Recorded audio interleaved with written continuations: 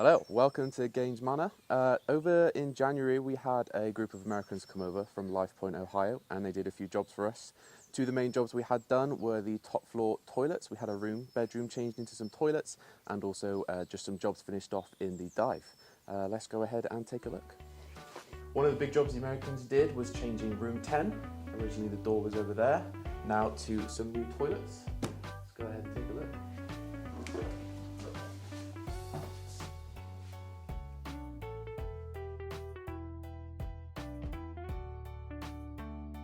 So these are the original toilets and showers for the top floor. As you can see, some of these need a little bit of work. We wanted to get some new shower cubicles in, so we thought let's convert one of the bedrooms into toilets. We can get an additional toilet upstairs, and whilst we're up here we can also get some new shower cubicles in when we give it a bit of an update. So when the guys first landed on Saturday, from the get-go they just started making measurements while a few of us started putting some dust sheets down just to protect from all the mess that was going to be made. Straight away the new door was cut in the wall. We have just been putting a new doorway in upstairs in room, well, it used to be room 10, but as we put the doorway in, we've discovered a bit of old flooring, and we found this piece of newspaper from November the 17th, 1962, and it says here, President Kennedy. So that is a nice link with our friends from America who are building the door. The window was taken out just to protect that, and a bit of work was done to that, and then immediately the guys started getting ready to put up the studs. The wall had to come forward a few inches to prepare for the waste pipes for the new toilets, so they immediately started measuring that. The old door was taken out and a new frame was put in. Plasterboards went straight up, and before you knew it, that old door was gone. Electrics were measured and put through all of the walls. Ready for all the lighting and things that were going in here. Next thing we knew, a new floor was laid down. Then they started drilling holes for all of the pipes and the drainage. Bit of measurement required for that. They had to go through the ceiling of the showers, the first floor showers, which are right below us. Before you knew it, all of that was in. Next thing we knew, the plastic walls were going up. So some sticky, nasty stuff in some tubs rolled onto the walls. It was one of the first times one of the guys had ever really done something like that, and he was absolutely loving it. So started pasting that on the walls with a giant roller. Once all of the panels were up on the walls and everything was looking nice and clean, we were ready for the cubicles. Cubicles arrived, materials were carried up and down the stairs. 2 flights of stairs. It's a long way to carry it, but definitely worth it for the jobs that were being done. And immediately we started cracking, we're getting those in, started measuring up where those needed to go, started opening up the packaging. Corridor was lined with all of the packaging for the cubicles, and yeah, immediately just started assembling all of that.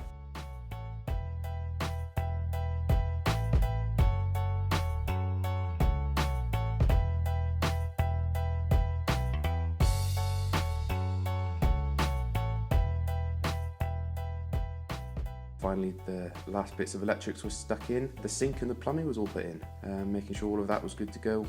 All the flushing was working, all the taps were turning on, make sure we got hot water, cold water. Before we knew it, that was it. The toilets were ready to go and finished. Another one of the big jobs the Americans did. Last year they came and did the dive for us, did all of these walls and put in some new lighting and electrics. This year they came and they finished off by just painting the floor for us. Nice black garage floor, just nice and smooth to finish it off.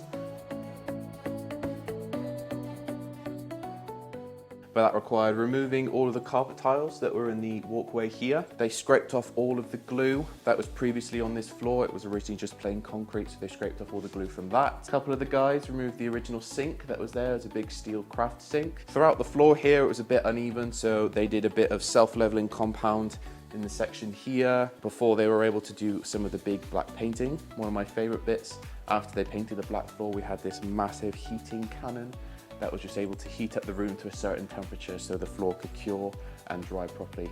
So it was, yeah, ready to go. They also painted the poles for us in our nice Camp XL colours. The other things they also did, we got a nice storage down here now. This used to be an open way. Now they've got some storage and shelving in here, so we've got now a nice craft room down here. A couple of the guys were in our workshop cutting these bits together, so they cut all these bits from scratch, measured them out, nailed them, screwed them together, and slotted it perfectly to fit right in this gap.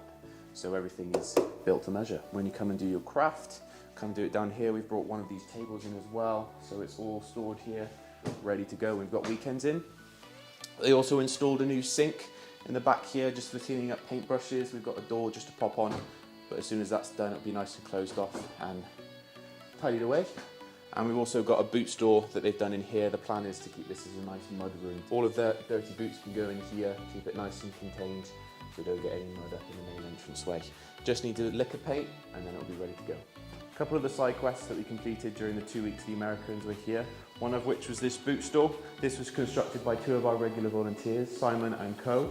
And during that week that the Americans were here, they gave us a hand painting it and giving it all of these nice little cubbies with the Campbell XL colours ready for all the boots now that they're not littered all over the floor. Another side quest we had as well, right where I was standing was a nice big old scaffolding, and the Americans fitted some brand new chandelier for us in the entranceway, giving us lots and lots of light. Another one of the quality of life changes the Americans did, stuck in some lights up in these second floor stairs. Usually it got a little bit dark, but now, as we make our way down the stairs, these lights are triggered. Follow me. Boom. Just some PIR lights as you walk through now the green room corridor. They just all trigger on, just really handy stuff to have. Another one of the small side quests we had, Henry, one of our new guys from this year, went around and did some brand new shiny push handles for us. But the ones we previously had were a little bit worse for wear, so nice shiny new push panels for us. We were really blessed to have the Americans here over the couple of weeks. A big thank you to everyone who was able to spend their time and come up and help us. A big thank you to Mike, who came as a project lead, and Grandpa Lee. They were both able to come for both weeks. Also a big shout out for the first week for Justin, Chris, Jack, Jeff and Randy. And for the second week, Henry, Cameron, Mike number 2, also known as Pep, and Alan. Big thank you to all of you who were able to come over from across the sea and just give us a hand. It's really such a great blessing that we have this partnership with you. Also big shout out to Simon and Co, a couple of our volunteers who came up and gave us a hand over both weeks. Really grateful for the work you were able to give us there as well. Also just a shout out to our caterers who were able to feed all of these guys over the 2 weeks. To our trustees, big thank you for your fellowship and guidance through these 2 weeks, and also to the team here at Gaines, obviously. Just being able to do the work we do here is just a great blessing, and we pray that we can continue to do this in the coming weeks and months. We just look forward to seeing what God has planned for us in the future.